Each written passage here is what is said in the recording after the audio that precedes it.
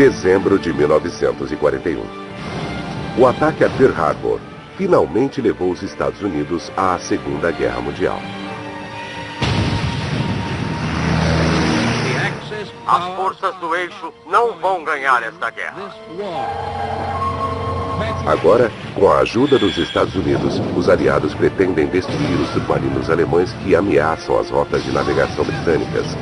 Mas os alemães têm planos próprios e estão de olho em um novo alvo. Podia se rir daquilo tudo. Eu olhei em volta e pensei, não vamos conseguir.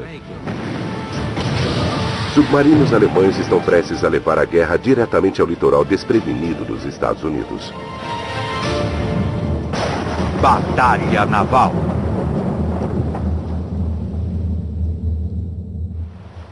À beira da derrota. Dezembro de 1941. Um U-123, um submarino alemão de longo alcance, parte em uma missão ultra secreta. Ele é comandado por Reinhard Hardingen, um dos mais ousados e bem-sucedidos especialistas em submarinos alemães do Terceiro Reich. Eu parti dia 23 de dezembro. Não queria sair no dia 24, porque não queria que nenhum tripulante aparecesse na manhã da véspera de Natal, vindo de um bordel ou depois de ter bebido.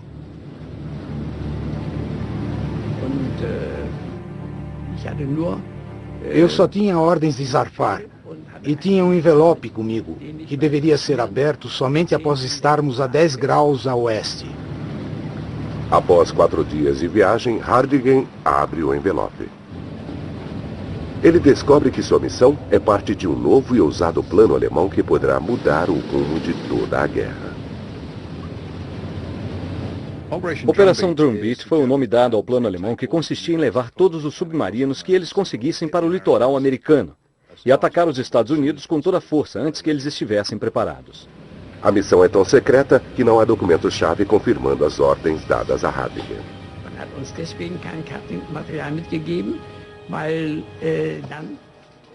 Não recebemos nenhum mapa porque alguém poderia descobrir que os submarinos estavam indo para os Estados Unidos. O mentor do plano é Karl Donitz, o organizador da estratégia dos submarinos alemães. Donitz há muito tempo queria atacar os navios americanos, mas Hitler não autorizava, temendo que isso pudesse atrair os Estados Unidos para a batalha. Agora, com os americanos na guerra, Donitz pode finalmente atacar. A suspensão de todas as restrições relacionadas a embarcações americanas foi ordenada pelo Führer. Devemos tentar capitalizar essa vantagem o mais rápido possível e obter uma vitória espetacular na costa americana.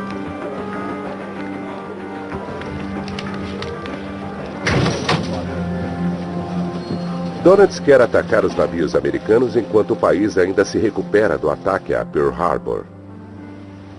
Com toda a atenção voltada à Guerra do Pacífico, Donitz acredita que ninguém irá procurar pelos U-boats na costa leste. Para alcançar seu objetivo, Donitz precisa contar com o maior submarino em seu arsenal, o Tipo 9. Com 76 metros de comprimento e 6 metros e 70 de largura, ele é mais longo que um avião 747. A embarcação leva 48 tripulantes e 22 torpedos. Tem combustível e suprimentos suficientes para chegar aos Estados Unidos e navegar durante 2 semanas antes de ter que voltar. Donitz envia Hardingen e outros 4 submarinos para a costa leste da América do Norte, dando início à Operação Drumbeat. 2 deles seguirão para a costa leste do Canadá, enquanto Hardingen e 2 outros irão para os Estados Unidos com a missão de afundar navios mercantes. Quando abri o envelope, soube que deveria ir para Nova York.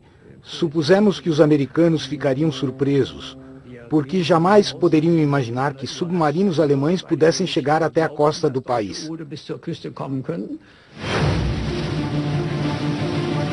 11 de janeiro de 1942.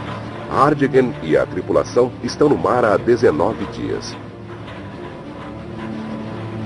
Então, 480 quilômetros a leste de Cape Cod, eles localizam o SS Cyclops.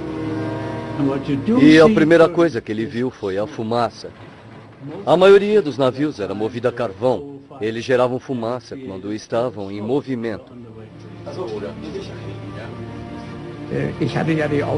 Eu tinha ordens de seguir para Nova York, mas tinha permissão para atacar se encontrasse um navio maior que 10.000 toneladas. Hardigan precisa tomar uma decisão difícil. A Operação Drumbeat vai começar em 2 dias e os outros submarinos ainda não haviam chegado à costa americana. Se ele atacar agora, os Estados Unidos poderão descobrir que há submarinos alemães entrando em águas americanas. Mas um navio tão grande é um prêmio grande demais para resistir.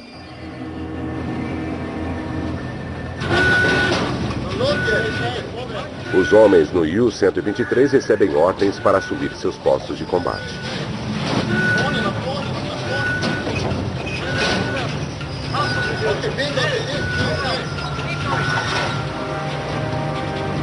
Os tripulantes do SS Cyclops nem imaginam que seu navio está sendo seguido. Entre eles está Ken Hamsden, atirador membro da artilharia antiaérea. Não achávamos que poderia haver submarinos alemães naquela região, naquele momento. Nenhum navio mercante havia sido atacado tão perto dos Estados Unidos antes. Por isso, nenhum tripulante esperava encontrar nenhum submarino ali. O navio segue com destino a Halifax, levando 100 marinheiros que haviam se oferecido para trabalhar nos navios mercantes dos aliados. À 1h49 da manhã, Hardigan dá ordens para disparar.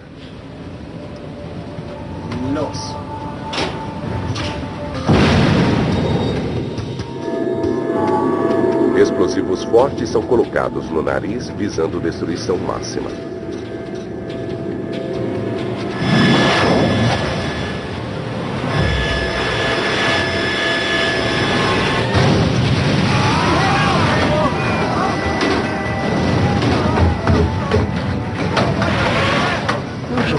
Ficamos surpresos ao vermos que era um submarino. Nenhum deles tinha chegado tão longe. Achamos que talvez fosse uma mina.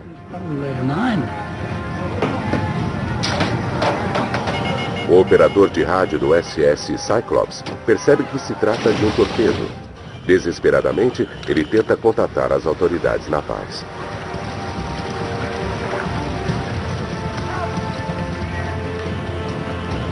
O submarino de Hardigan capta a transmissão. É preciso silenciar o navio antes que alguém na costa receba o pedido de socorro e descubra que os alemães chegaram. A primeira coisa que fiz foi tentar atingir a ponte e a estação de rádio com a artilharia, para o navio não poder se comunicar. Ken Hamsden tenta descer por uma corda, mas descobre que o bote salva-vidas havia afundado. Um deles gritou: "Volta para o navio, Ken." Eu não conseguia subir pela corda. A única saída foi pular na água. E estava gelado.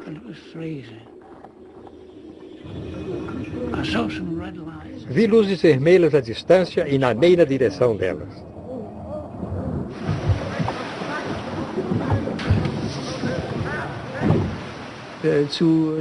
Vi a tripulação correr para os botes salva-vidas. Quando achei que o navio já estivesse vazio, abri fogo. Estávamos agarrados a um bote salva-vidas quando o segundo torpedo atingiu o navio. E ele afundou. Milagrosamente, o operador de rádio consegue escapar e nada até o bote onde Ken está. Ele fica sabendo que, apesar dos esforços do submarino, o pedido de socorro foi captado pela guarda costeira.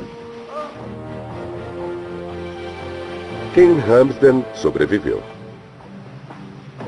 Mas 100 outros homens perderam a vida. Eles foram as primeiras vítimas da Operação Drumbeat. O fracasso de Hardigan na tentativa de silenciar o Cyclops põe em risco toda a missão. A inteligência britânica deduz o significado do naufrágio e imediatamente informa a Marinha Americana do perigo iminente. Hardingen foge para o sul convencido de que os Estados Unidos enviarão encouraçados para encontrar e destruir seu submarino. Dias depois, ele entra de maneira ousada na cidade de Nova York. É um momento marcante para o jovem comandante de submarino. Ele é o primeiro marinheiro alemão na Segunda Guerra a ver o litoral dos Estados Unidos. Havia luzes por todo lado. Todos os navios estavam navegando com as luzes de posicionamento acesas. Era um paraíso para um submarino, porque a defesa era praticamente inexistente e totalmente inexperiente. Durante anos, os americanos observaram a Batalha do Atlântico de longe, acompanhando as notícias nos jornais e pelo rádio. Agora, os submarinos alemães traziam a guerra para o litoral do país. 15 de janeiro de 1942. 5 submarinos alemães chegam à costa norte-americana. O U-123, comandado por Reinhard Hardingen, se posiciona no litoral sul de Long Island, em Nova York. À 1h40 da madrugada, um vigia localiza o Coimbra, um grande navio petroleiro britânico. Petroleiros eram valorizados porque o petróleo, assim como hoje, era uma mercadoria disputada. Sem combustível, não havia como lutar.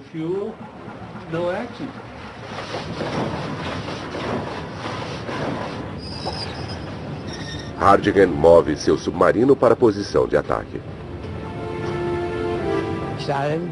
Vi uma sombra e consegui determinar o curso exato do petroleiro.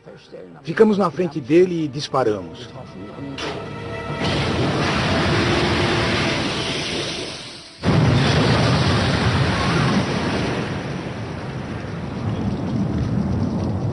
Houve uma enorme bola de fogo que subiu a mais de 200 metros de altura.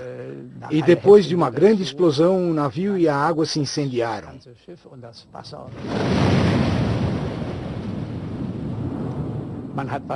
A chama era tão grande que dava a impressão que era visível em Nova York. Nas 2 semanas seguintes, os 5 submarinos enviados por Donalds provocam o caos na costa americana.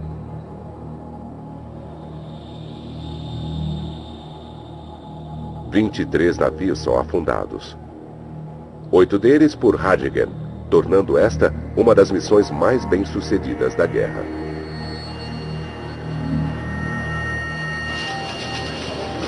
Donalds, empolgado, parabeniza a tripulação do U-123 pelo rádio. Ele enviou uma mensagem para o comandante Hardingen: parabéns pela bela missão. Donalds envia mais submarinos para a área de conflito. A tarefa de deter os submarinos alemães cabe ao almirante Ernest King, chefe supremo ou comandante-chefe das forças navais dos Estados Unidos. King era um oficial de carreira da Marinha Americana. Ele tinha tido uma formação básica e subiu na corporação sendo um oficial exigente, severo e eficiente. Um homem nervoso, difícil de lidar. A filha dele disse certa vez, quando o acusaram de ter temperamento inconstante: "Isso é bobagem. Meu pai tem um temperamento constante. Está sempre zangado."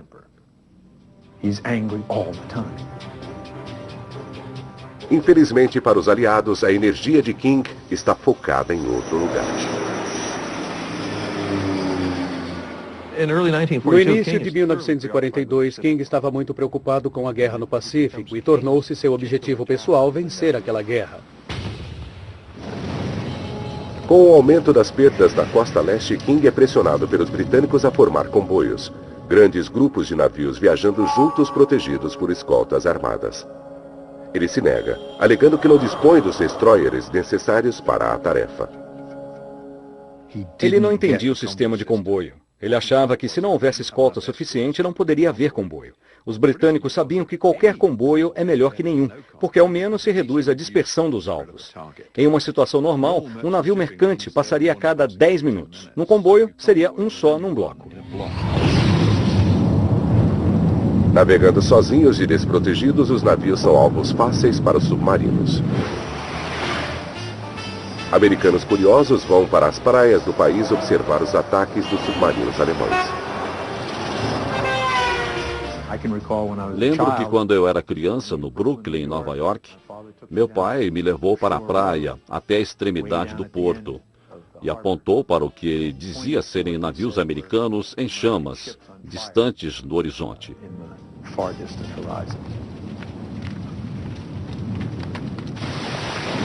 Outros americanos tornam-se cúmplices involuntários dos comandantes de submarinos alemães. Eles iam de carro até o litoral, às vezes 20 carros, com as famílias todos com binóculos e procurando sobreviventes na água. Eles acendiam os faróis à noite, formando a silhueta dos navios que passavam. E os submarinos ficavam só aguardando. Nós perdemos 1 milhão de toneladas de carga dessa forma.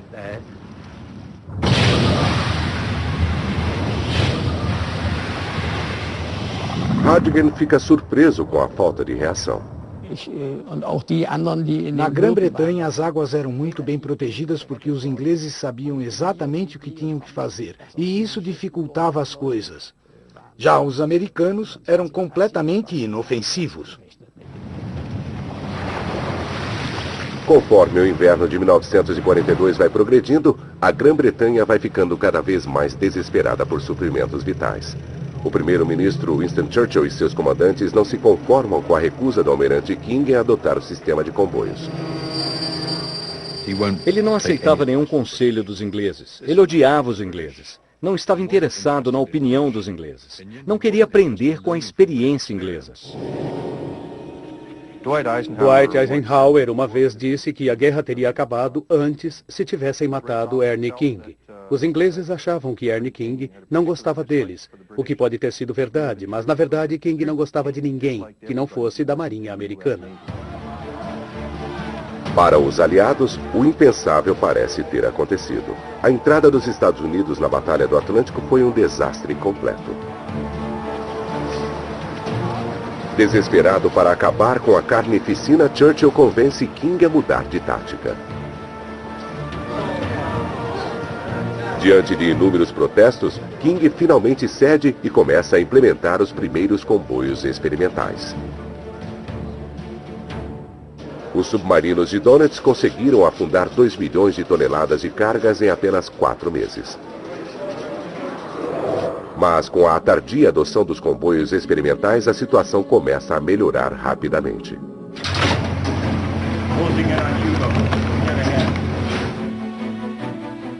Quando o comandante Reinhard Hardingen retorna à costa dos Estados Unidos em uma segunda missão no fim de março de 1942, ele percebe que a situação mudara radicalmente. O céu está repleto de aeronaves procurando submarinos. Está cada vez mais difícil caçar sem ser caçado. 15 dias após chegar à região que iria atacar, o U-123 é localizado por um avião durante uma patrulha para localizar submarinos. O piloto transmite a posição do submarino para um destroyer próximo.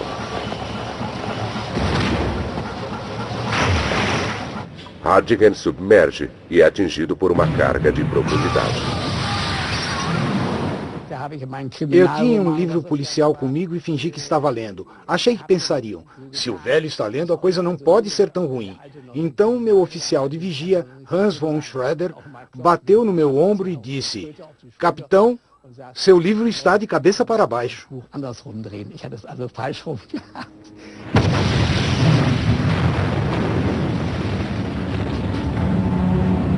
O motor do U-123 é danificado durante o ataque. Ele fica inoperante no fundo do mar a 20 metros de profundidade. Há poucas chances de que ele consiga emergir, quanto mais fugir de um destroyer. Hardingen conclui que só há uma saída para os tripulantes: nadar para a superfície. Planejamos abandonar o submarino. Eu podia ouvir o destroyer indo e vindo sobre nós. Mesmo assim, não estava lançando cargas de profundidade. Então notei que estavam se afastando um pouco. Hardingen decide tentar salvar o submarino. Durante mais de 1 hora, eles trabalham no mais absoluto silêncio. Finalmente, com alguma potência restaurada, o comandante tenta emergir. Então, usando o motor elétrico, porque não podíamos usar o a diesel, avançamos um pouco. Durante 2 agonizantes minutos, o submarino permanece no leito do oceano. Finalmente, ele começa a subir.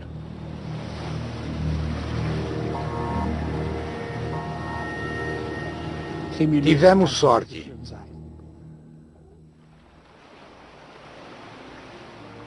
O destroyer vai embora, convencido de ter afundado o submarino. Hadjigen volta para casa e se estabelece na França. Ele é saudado como herói nacional. Centenas de pessoas aparecem para dar as boas-vindas ao homem que levou a guerra à América. Responsável por afundar 24 navios, Hadjigen entra para a lista dos melhores especialistas em submarinos da Alemanha.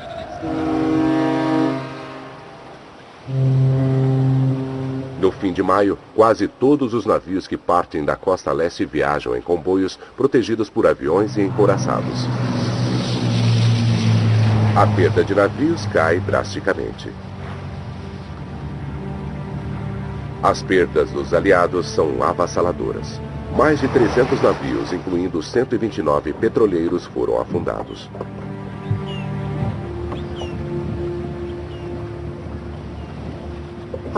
Pearl Harbor foi terrível, mas a carnificina que ocorreu ao longo da costa leste americana é a maior e mais catastrófica derrota naval que consigo imaginar.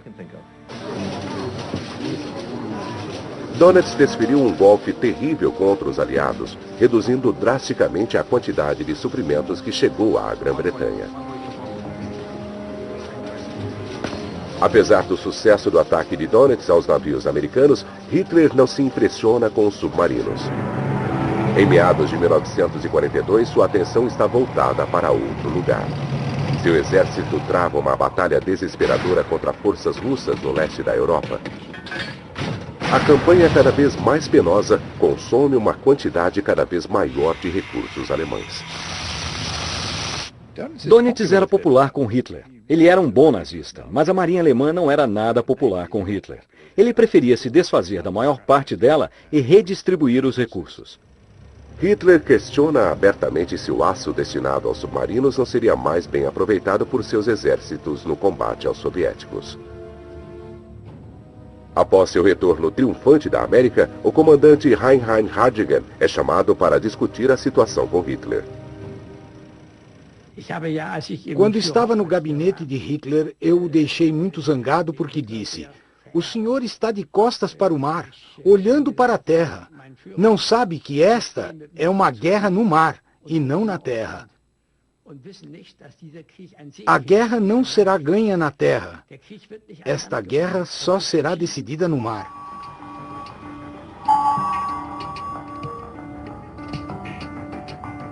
Com a adoção de comboios por parte dos Estados Unidos, os submarinos alemães perdem a vantagem. Dönitz precisa encontrar uma forma de retomar o controle. Em maio de 1942, Dönitz ordena que seus submarinos sigam para o rio St. Lawrence, no Canadá. Os ataques nos Estados Unidos se concentraram na costa, mas agora os alemães penetram centenas de quilômetros em território inimigo. Grande parte dos navios canadenses com destino à Grã-Bretanha passa por este gargalo. Um ataque aqui reduziria drasticamente a quantidade de suprimentos chegando à Grã-Bretanha. O rio é o local perfeito para os submarinos alemães. Na vastidão do Atlântico, é quase impossível localizar um comboio. No rio, os navios vêm até eles. Os alemães posicionaram 2 submarinos no rio e esperaram os navios passarem diante deles. Mas os submarinos levam outra vantagem aqui. O sonar havia sido projetado para operar no oceano frio e profundo. Mas no St. Lawrence, as ondas sonoras encontram dificuldades para penetrar nas camadas de água doce e salgada. O sinal é distorcido e os submarinos tornam-se quase invisíveis. A partir de maio de 1942, os submarinos alemães aterrorizam os navios no St. Lawrence. Cargueiro afundado por submarino no St. Lawrence. No final do verão, Donalds desfere o golpe que ele espera ser decisivo. 6 de setembro de 1942. O QS-33, um pequeno comboio de 13 navios, segue de Quebec para Sydney, na Nova Escócia. 2 submarinos alemães submersos o seguem. A corveta HCMS Arrowhead faz parte da escolta do comboio. A bordo está o operador de sonar Jeff Smith, de 21 anos. Estávamos descendo o litoral de Gaspé a menos de 2 quilômetros da margem e havia um navio mercante a este bordo. Eu estava olhando pela janela da cabine na ponte e via o navio nos acompanhando. Vi a silhueta contra a luz do farol que ainda estava aceso e pensei, ele não seria um alvo perfeito para... BUM! Um torpedo disparado por um dos submarinos atinge o casco do Aeas, um cargueiro grego carregado com milhares de toneladas de madeira e aço. Encarregado de uma das estações de sonar do Arrowhead, Jeff precisa encontrar o submarino antes que ele ataque novamente. Nós checávamos dos dois lados, uns 10 ou 15 graus, e mandávamos um ping. Mas se atingisse alguma coisa, fazia ping-up, ping-up, ping-up. Jeff sabe que o submarino está lá, mas não consegue obter um contato sólido. Nós conseguíamos um bom ping. Depois não conseguíamos nada durante 10 minutos. Nunca sabíamos o que aconteceria. Às vezes não conseguíamos nada. Oculto pelas águas turbulentas do St. Lawrence, o submarino permanece indetectável. O Arrowhead vai socorrer a tripulação do cargueiro atingido. 5 graus a este bordo, senhor. Nós começamos a tirá-los da água. Alguns estavam queimados. Tínhamos 10 ou 15 homens caídos, com muito sofrimento e dor, braços quase separados dos ombros e tudo mais. Era preciso fazer algo. Fizemos o possível.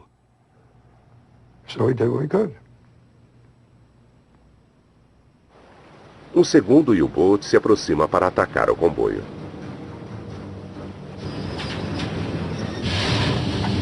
É a primeira missão do comandante Paul Hartwig, e ele está ansioso para provar seu valor no comando de um submarino.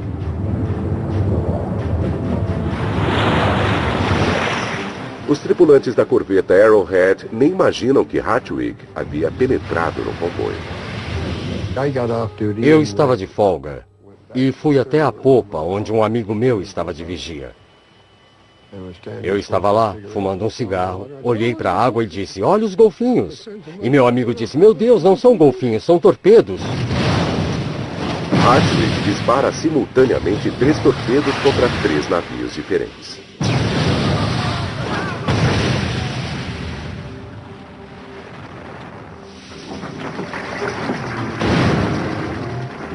Eles afundaram em minutos. 010. O Arrowhead consegue obter um sinal fraco de sonar do submarino. 308. Nós começamos a persegui-lo ping-ping-up, ping-ping-up, e fomos reduzindo, até conseguir a localização exata. 306. O Arrowhead contra-ataca com carga de profundidade.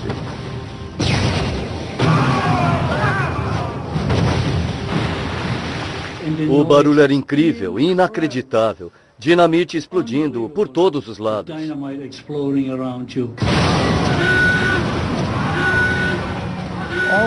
Era como uma marreta gigante batendo num objeto imóvel. E não sabíamos se continuaríamos vivos 2 minutos depois.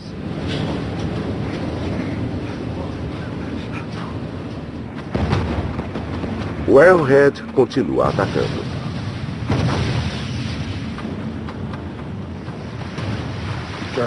Começamos com 1.500 jardas. Fomos reduzindo até 500 jardas e o sinal foi encurtando e de repente sumiu.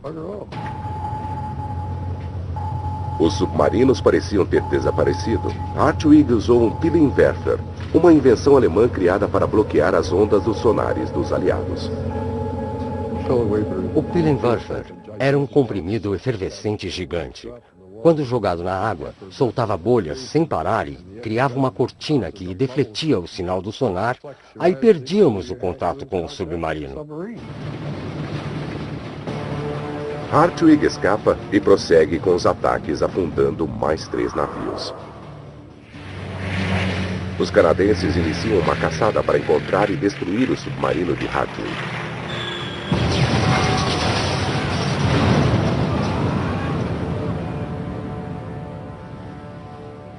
Semanas depois, Hartwig deixa as águas canadenses sem ser detectado e retorna à base na França. Seu sucesso é uma prova da incapacidade da Marinha canadense de proteger o próprio país. O governo do Canadá fecha o rio St. Lawrence para navegação internacional. Donitz conseguira desferir outro grande golpe contra os aliados. Com o fechamento do St. Lawrence, as exportações do Canadá para a Grã-Bretanha caem drasticamente. O que antes era um temor começa a se tornar realidade. A Grã-Bretanha não conseguirá resistir por muito tempo.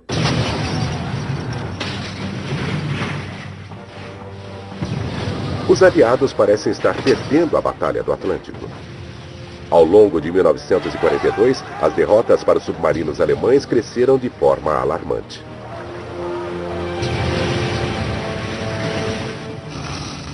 Mas há uma luz no fim do túnel.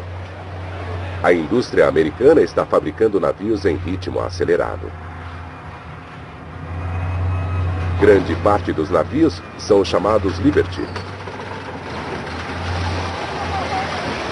Lançado em 1941, o primeiro navio levou 245 dias para ser concluído. Os novos modelos são feitos em apenas 8 semanas.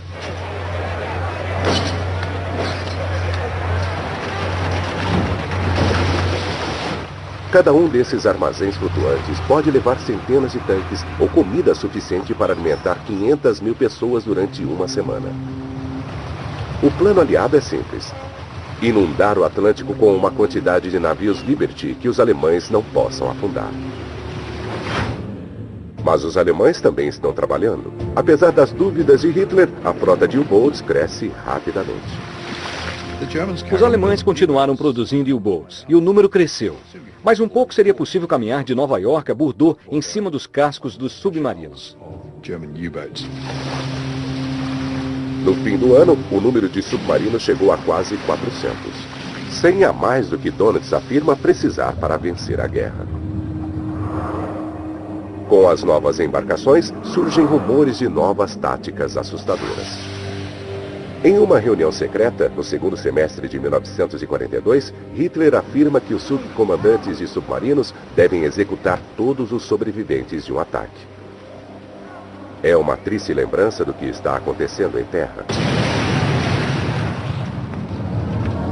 Na Inglaterra, Alemanha e União Soviética, milhares de inocentes estão perdendo a vida em ataques aéreos, invasões e cercos. A linha entre civis e militares está sendo apagada.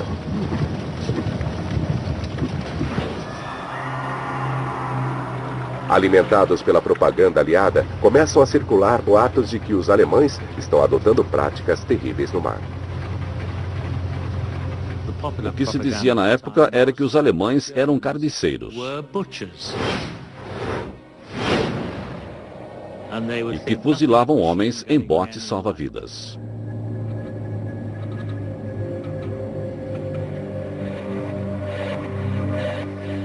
Em 1942, Brian Clark trabalha como operador de rádio em Cargueiro, Citônia. Em julho, ele vê pessoalmente como os comandantes alemães estão travando a guerra no Atlântico. Estávamos num grupo de 5 navios, e nosso navio era o mais lento entre todos. Após alguns dias de viagem, eles recebem um pedido de socorro de um navio que navegava próximo deles no comboio. Um torpedo o atingira. Os tripulantes no navio de Brian temem serem os próximos. A partir daquele momento, toda a tripulação ficou atenta a rastros de periscópio, submarinos e tudo mais. Éramos 42 tripulantes e todos ficamos vigiando. 10h30 da noite, Brian Clark está dormindo em sua cama. E houve uma tremenda explosão. E vou dizer, não atinge só seus ouvidos, afeta todo o corpo. Você se torna o epicentro do barulho.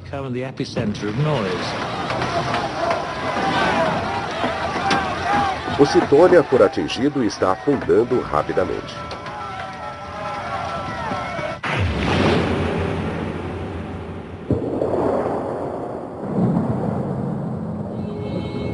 Mal tínhamos saído quando o pobre Cydonia meio que deu o último suspiro e foi ao fundo, com o som de madeira estalando e o vapor ainda saindo.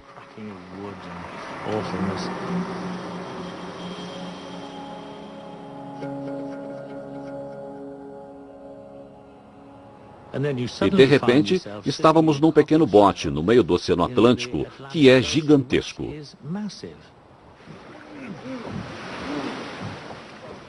E no meio da escuridão, veio uma voz de um megafone, em ótimo inglês, perguntando qual era o nosso navio.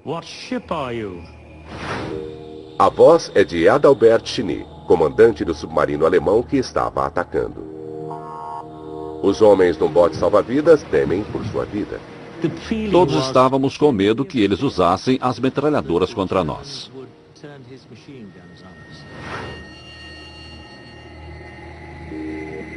Ele disse, vocês conseguiram mandar um sinal de socorro? Dissemos não, não conseguimos. Tudo bem, me dê o seu código e eu enviarei um para vocês. Sigam na direção norte-nordeste e chegarão às Ilhas Canárias em 4 ou 5 dias. Em seguida, ele gritou, boa viagem, e desapareceu na noite.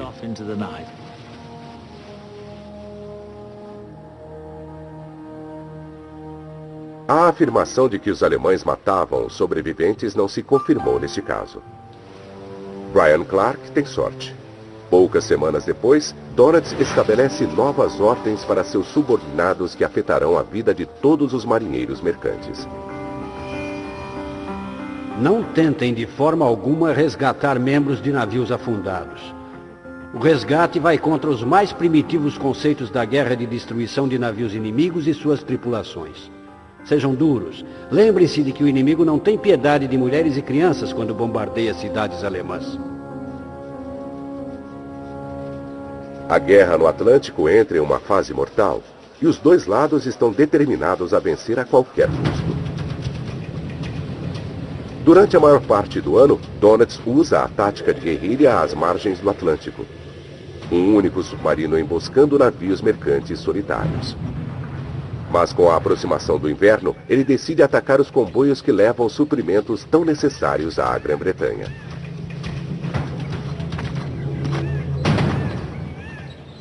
Donat percebeu que o tempo de trânsito até a América Latina ou até o Caribe era tão longo que os submarinos passavam mais tempo viajando do que afundando navios. Para ter um retorno mais rápido, era preciso mandá-los ao meio do Atlântico Norte, onde a viagem seria mais curta e os alvos mais abundantes. É um plano perigoso. Os comboios viajam protegidos. Posição no radar! Escoltas pesadamente armadas navegam ao lado dos navios mercantes. E durante boa parte do caminho, eles são acompanhados por aviões levando cargas de profundidade. Mas Donat sabe que os comboios têm um calcanhar de Aquiles. Há uma vasta área no meio do Atlântico Norte fora do alcance das aeronaves aliadas, o vão aéreo. Há uma zona central, o vão aéreo, onde aeronaves convencionais não conseguem operar. Seja partindo da Islândia, Irlanda do Norte ou Terra Nova, eles não conseguem chegar até lá e operar com eficiência. Donat sabe que não terá de se preocupar com aviões naquela região. E para lidar com as escoltas, ele decide usar as alcateias, grandes grupos de submarinos que atacam comboios simultaneamente. Para garantir o sucesso, ele decide coordenar pessoalmente os ataques.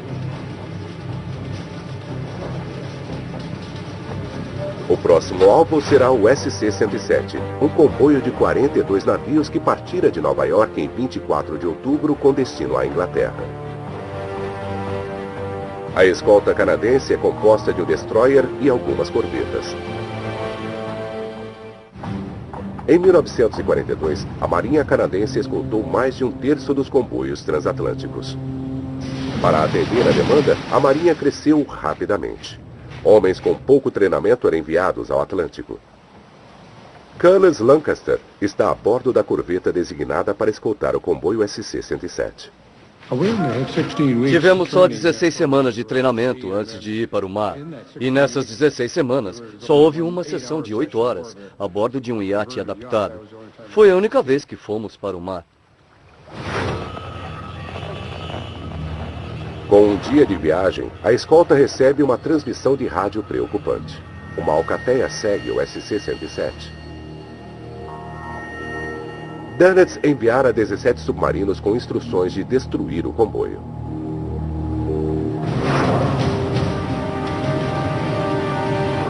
Na noite de 1º de novembro, a alcateia se posiciona para atacar.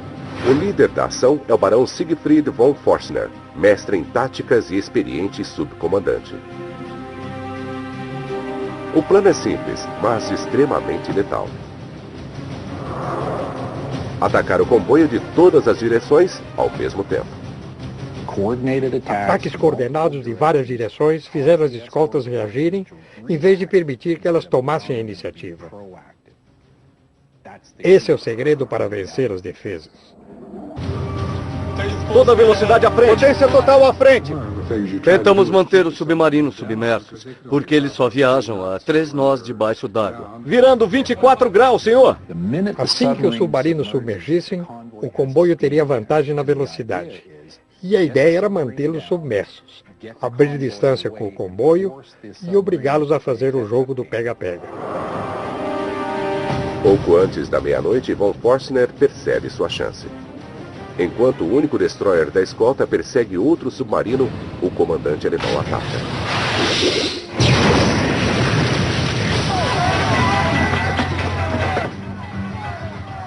Os canadenses reagem. Von Forstner é obrigado a submergir e é atacado com cargas de profundidade.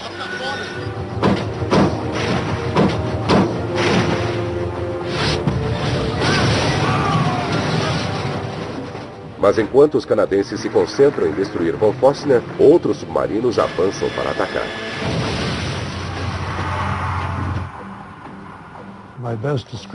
Minha melhor descrição para o que acontece quando um comboio de navios é atacado por uma alcateia é o caos total. Retornar contato!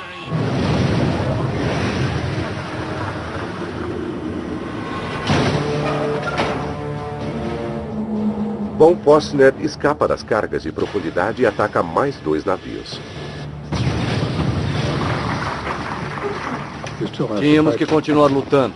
Mesmo perdendo 15 das 45 unidades, ainda havia 30 navios que precisavam chegar ao porto de destino.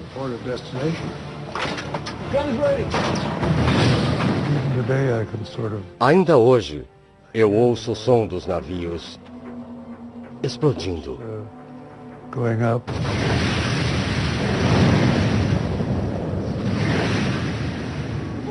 Apesar do esforço da escolta, 8 navios foram afundados naquela noite.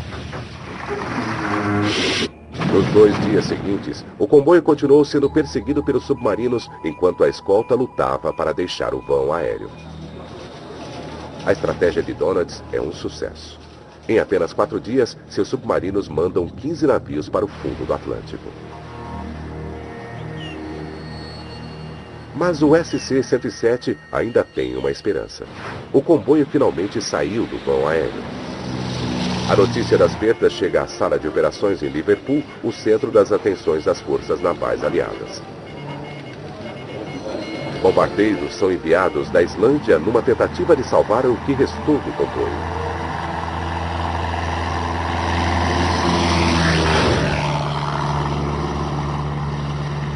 Um deles é pilotado por Terence Bullock.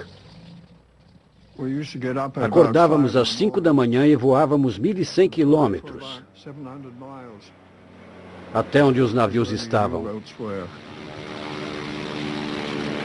5 horas depois, Terence chega ao SC-107.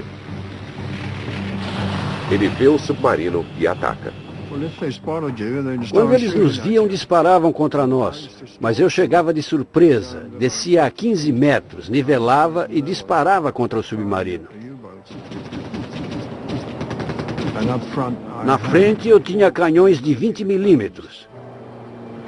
E eu chegava num ângulo de 20 graus, para poder lançar cargas de profundidade ao lado do submarino. O ataque de Terence destrói um submarino que se aproximava pelo flanco do comboio. A Alcateia foge para não ser destruída. A aeronave dispersa 5 submarinos e afunda um. Dias depois, o comboio chega às águas protegidas da Grã-Bretanha. Foi o maior ataque a um comboio ao longo de um ano. Dos 42 navios que zarparam, somente 27 chegaram ao destino final. As lições do SC-107 são claras. Até que o vão aéreo seja fechado definitivamente, as alcateias continuarão dizimando navios aliados. Quando 1942 chega ao fim, os alemães parecem confiantes e à beira da vitória no Atlântico.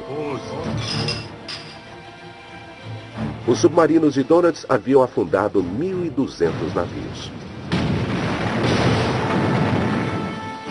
Os aliados precisam encontrar uma forma de derrotar as alcateias de Donitz ou perderão a guerra. Versão Marshmallow São Paulo.